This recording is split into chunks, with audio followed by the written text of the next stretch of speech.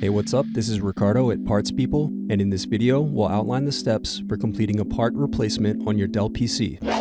Visit our website and use this coupon for a 5% off discount.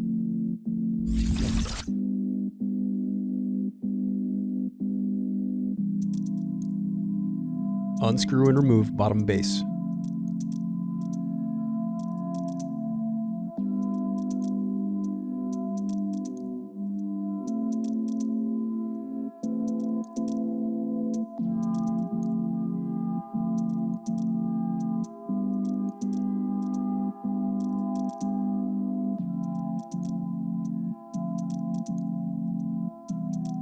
Now unscrew and disconnect battery.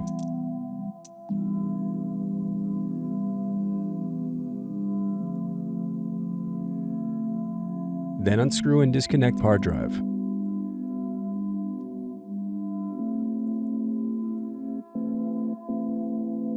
Thanks for watching. Don't forget to like and subscribe if you enjoyed this video.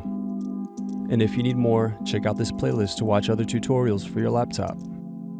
You can also click here to find parts for your laptop at partspeople.com.